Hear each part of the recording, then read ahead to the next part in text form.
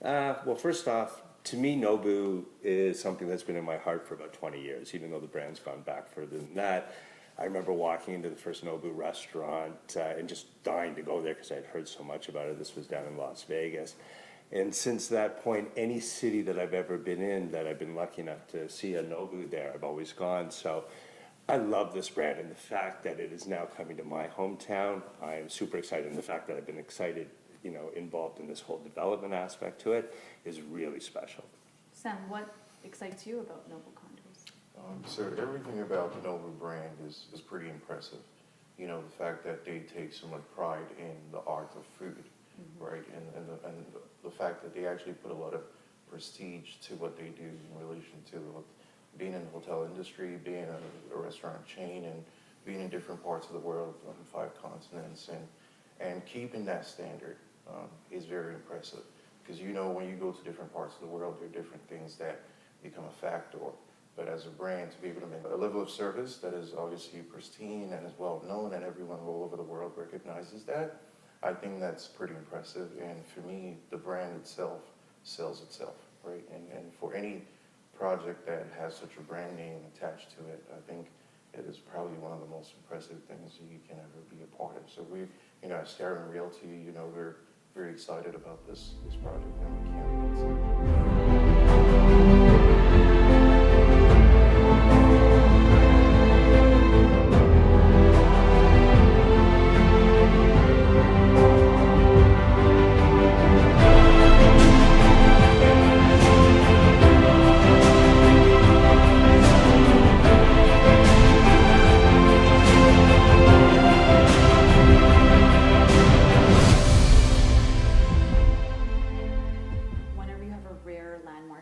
Like Nobu, you'll always get a good mix of investors and end users pushing to purchase into such a project.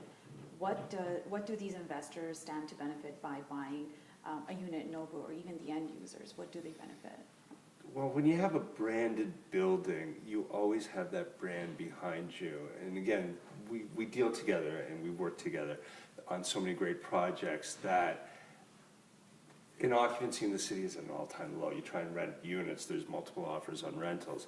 But I think if there ever became a time frame when you were out there competing against everything, having that brand going for you is something that really stands for.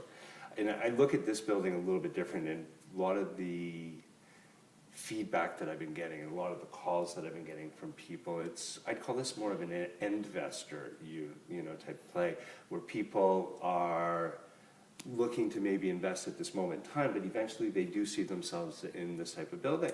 Like, I want to toot my own horn or sell my own things because I love everything that I do, but I see myself in this type of environment because it brings together, for me, when I downsize out of my house and my kids are a little bit gone, I want to be in that type of environment. I want to be able to go downstairs or even call up to my suite and have some rock shrimp and Wagyu dumplings sent up. And the other nice thing with this type of building too, because there is the hotel component, which is, we haven't really touched on that, which is a very small portion to it.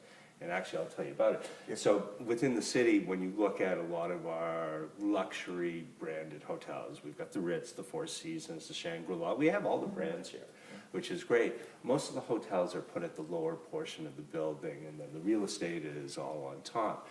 Madison and Nobu together took a different approach, and they took the top 5 floors of the Western Tower and put the hotel up there.